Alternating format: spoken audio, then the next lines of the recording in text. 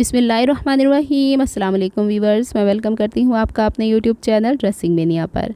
Organza के neckline patches आपको बाज़ार से इजीली मिल जाते हैं। इसे हम लॉन की शर्ट पे घर पर ही किस तरीके से पैच कर सकते हैं आइडियाज़ आपके साथ शेयर किए देती हूँ।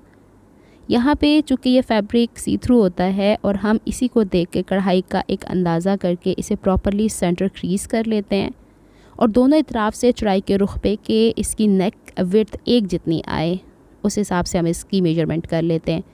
शर्ट का फ्रंट पीस ले लिया है और इसे भी मैंने सेंटर क्रीज़ कर लिया है और निशानदही के तौर पे ऊपर मैंने यहाँ पे कट लगा लिया है। जब भी हम लोगों ने कोई पैच स्टिक करना होता है, भले वो दामन का हो, स्लीव्स का हो, नेकलाइन का हो, कोशिश ये की जाती है कि कढ़ाई वाले हिस्से पे हल्की फुल्की ग्लू लगा के, वाइट ग्लू, मैं UHU की बात नहीं कर रही, UHU हम नहीं लगा सकते क्योंकि वो कहीं ना कहीं से बाहर की तरफ छलकना शुरू हो जाती है। अब यहाँ पे मेरी कोशिश है कि हाफ इंच सिलाई का मार्जिन जो मेरा सिलाई में आना है शोल्डर की तरफ, वहाँ पे कढ़ाई वाला हिस्सा ना आए क्योंकि ऑलरेडी मेरे पास नेकलाइन की डेप्थ काफ़ी कम है। आपने देख लिया कि मैंने सेंटर क्रीज़ से सेंटर क्रीज़ मिला के किस तरीके से एक दूसरे पे प्लेस किया है। हल्का हल्का ग्लू मैंने उन जगहों पे लगाया है जहाँ पे कढ़ाई हुई थी और इसको मैंने आयरन से पेस्ट कर लिया है।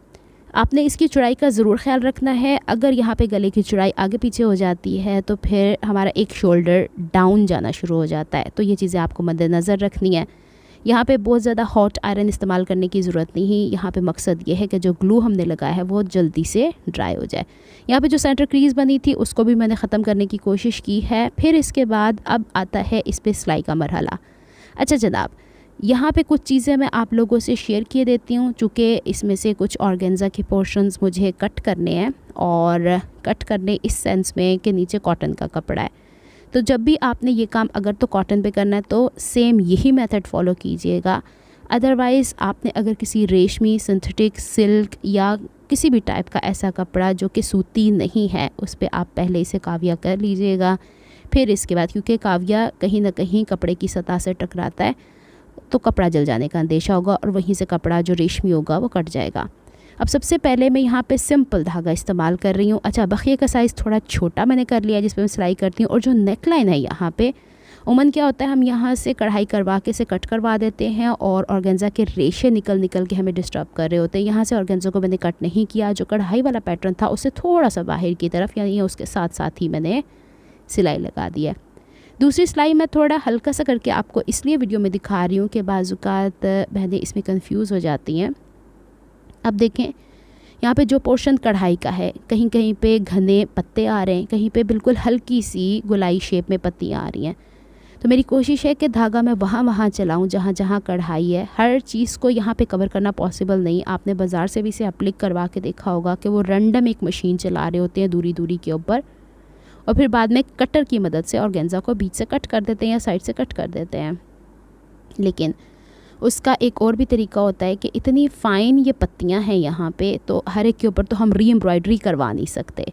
तो मैंने आपको दिखा दिया। अब तीसरी जो चीज़ यहाँ पे है, इसी तरह के नेकलाइन जो कि हर जगह बहुत ज़्यादा कॉमन है, स्कैलप्स आ रहे हैं या घने फ्लावर्स आ रहे हैं या पतले वाले फ्लावर्स आ रहे हैं, तो हर लिहाज से मैंने यहाँ पे आपको सिलाई करके दिखा दिया है। अब जो ये यहाँ पे मैं स्कैलप्स के ऊपर सिलाई लगा रही हूँ वो बेसिकली स्कैलप्स के ऊपर नहीं, इसके बाहर की तरफ किनारे किनारे पे लगा रही हूँ। इस चीज़ का भी ख्याल रखना है। अच्छा, फिर मैं बताए दे रही हूँ कि पैच लगाने के लिए मैं बखिए का साइज़, जैसे कि नॉर्मल सिलाई में मैं 3.5 नंबर इस्तेमाल करती हूँ, तो इसके लिए मैंने 3 कर लिया है। अपनी मशीन के हिसाब से आप एडजस्ट कर लीजिएगा। जब भी स्कैलप्स बना रहे होते हैं, जब भी हम पैच का काम कर रहे होते हैं, ख़ास करके किनारों की सिलाई लगा रहे होते हैं, तो बखिए का साइज़ थोड़ा छोटा कर लीजिएगा। अच्छा, यहाँ पे अब मैंने पूरा आपको करके दिखा दिया। अब इसके बाद बारी आती है हमारे पास जो बाहर वाला पोर्शन है, उसमें भी देखिएगा कहीं पे पत्तियाँ घनी हैं, कहीं पे सीक्वेंस का काम है, कहीं पे बिल्कुल बारीक ही फूलों के आउटलाइन बने हुए हैं। तो आपने अपने हिसाब से इसके ऊपर थोड़ा सा पेशेंस रखते हुए सिलाई लगानी है और सिलाई लगा के आपने इसे कंप्लीट करना है। यही एक की है जिसको आप फॉलो करेंगी तो आप घर पे इजीली इस तरीके से पैच लगा पाएंगी। यहाँ पे मैंने 3 लेयर्स तो कंप्लीट कर ली हैं। इसके बाद चौथी भी मैं आपको कंप्लीट करके दिखा रही हूँ, जिसमें मैंने आपसे कहा कि बारीक जो आउटलाइन वाले फ्लावर्स हैं उनको हमने लेके चलना है। अक्सर बहनों के जब मैं इस तरीके का कोई भी पोस्ट या छोटी सी वीडियो लगा देती हूँ तो बहनें कहती हैं हम पैच लगाएं किस तरीके से। तो देखें, patch is the combination of these two things कि एक बिल्कुल बारीक सी लेयर हो जाती है, एक कहीं ना कहीं हमारे पास घने फ्लावर्स होते हैं, और बाजू का आपके पास पैचेस भी ऐसे होते हैं जिसके बाहर बिल्कुल एक आउटलाइन बनी होती है, वो तो सीने इंतहाई आसान हो जाते हैं। तो ये तरीका है। हाँ, अगर कोई घना पैच है, बहुत चौड़ा पैच है जिसको आप ग्लू भी नहीं कर सकते हो, तो डबल साइडेड हैमिंग टेप यहाँ पे तो ज़रूरत ही नहीं थी, इस वजह से मैंने इस्तेमाल नहीं किया है। एनीवेज़, हमने यहाँ पे सिलाई कंप्लीट कर ली है। अब यहाँ पे देखें कि काविया मैं कैसे कर रही हूँ, क्योंकि बाजुकात काविया इतना गर्म हो जाता है कि आपके कॉटन के कपड़े के अंदर भी सुराख कर सकता है, उसे काला कर सकता है। तो आपने हाथ की पोजीशन ऐसे रखनी है कि कुछ आपके हाथ की उंगलियां कपड़े को दूरी पे फेंक रही हो, और आपके थंब और जो आपकी फर्स्ट फिंगर होती है, इंडेक्स फिंगर जो होती है, शहादत की उंगली, जिसे अगर आप सीधे हाथ में पकड़ रहे हैं या उल्टे हाथ में पकड़ रहे हैं तो उस जैसे दूसरे हाथ की उंगली से आपने उससे अपने हाथों से काबू में रखना है। कोशिश करनी है काविये की नोक जाके आपके कपड़े को ना लगे। आ गई समझ में बात। अब जो ये हिस्से मैं आप लोगों से कह रही हूँ कि कट करने हैं, और अगर फ़र्ज़ करें हम यही रेशमी कपड़े के ऊपर लगा रहे होते तो ये कटिंग मैं पहले कर चुकी होती। थोड़ा सा मुश्किल होता इसको दोबारा से पैच करना, लेकिन क्या किया जा सकता है, क्योंकि जिस तरीके से ऑर्गेन्जा कटी चला जा रहा है, अगर क्या ही फ़ायदा होगा कि अगर नीचे वाला कपड़ा भी रेशमी होगा तो वो भी ऐसे कट जाए। तो थोड़ी सी एहतियातें हैं, मैंने सारी इन्फॉर्मेशन इस वीडियो में ऐड कर दी है, क्योंकि अक्सर बहनें मुझसे कमेंट में यही पूछ रही होती हैं कि पैच को हम लगाएं कैसे घर के अंदर। तो यही तरीके होते हैं। अच्छा, अब मैंने तो यहाँ पे नॉर्मल थ्रेड जिससे हम सिलाई करते हैं वो इस्तेमाल किया है ना, तो आप सिल्क का थ्रेड भी इस्तेमाल कर सकती हैं अगर आपकी मशीन अलाउ करती है। आपने अक्सर देखा होगा पिको करवाने के लिए आप जाती हैं तो 4-4 रीलें लगी हुई होती हैं एक पिको करने के लिए या ओवरलॉक मशीन के ऊपर। तो सेम वही थ्रेड भी आप इस्तेमाल कर सकती हैं, वो छोटी नलकियों की सूरत में भी आता है अगर आपको मिल जाए तो। यहाँ पे जी मैंने इसको ये कट कर दिया है। उम्मीद करती हूँ आपको ये पसंद आया होगा, समझ में आई होगी। अच्छा, अब यहाँ तक तो हमने ऑर्गेन्जा कट कर ली। अब बारी आती है कि हम नेकलाइन को पलटेंगे किस तरीके से। तो अब आपने वो बुकरम लेनी है। यहाँ पे हम उरे पट्टी नहीं लगाएंगे, हम बुकरम ही लगाएंगे जो नेकलाइन में थोड़ी हार्ड वाली यूज़ होती है। शाइन वाली साइड ऊपर कीजिएगा। अब चूँकि मैं क्यों इस तरीके से कर रही हूँ कि हो सकता है कोई हिस्सा डबल फोल्ड करने के बाद एग्जैक्ट राइट एंड लेफ़्ट एक जैसी ना हो, तो मैंने यहाँ पे कढ़ाई के अंदर वाले हिस्से को पेंसिल की मदद से ट्रेस कर लिया है। सी थ्रू नज़र आ रहा है आपको, वीडियो में भी नज़र आ रहा होगा। अब जो ये लाइन मैंने ड्रॉ की है इसके बाहर 1 इंच की लाइन ड्रॉ कर दूँगी।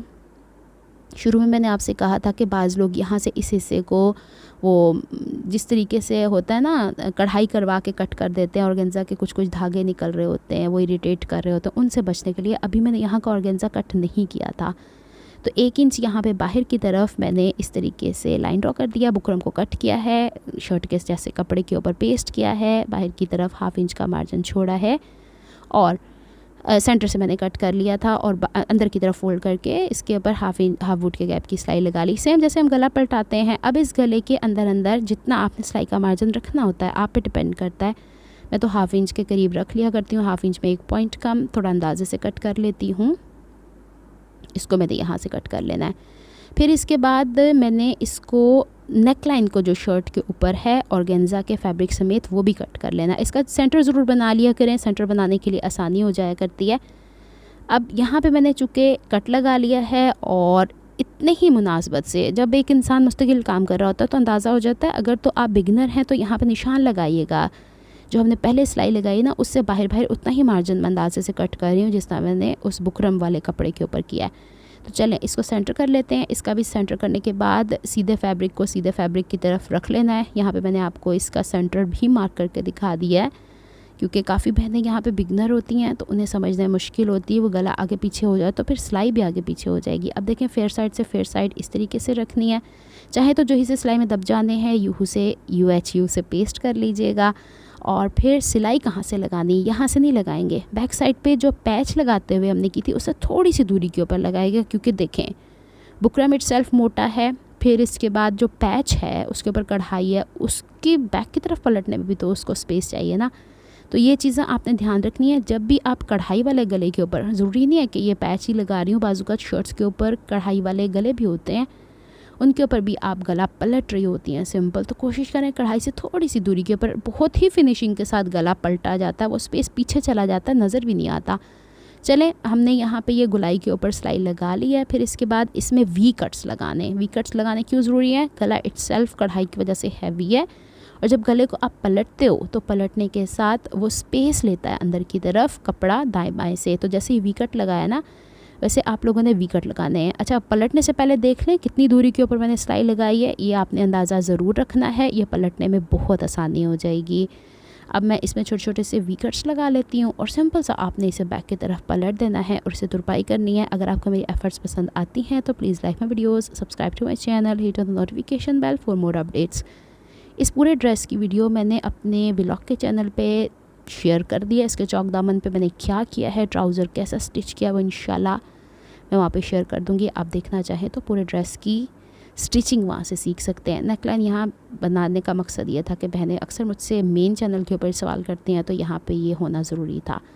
चलिए जना, मिलती हूँ मैं आपसे नेक्स्ट वीडियो में किसी नए प्रोजेक्ट या आइडिया को लेके। तब तक के लिए दुआ में याद रखिएगा, अपना बहुत सारा ख्याल रखिएगा। और ऐसे नेकलाइन में बुकरम के साथ नेकलाइन पलटना बहुत ही ज़रूरी होता है। नफासत आती है और उसमें ग्रिप आती है, खूबसूरती आती है।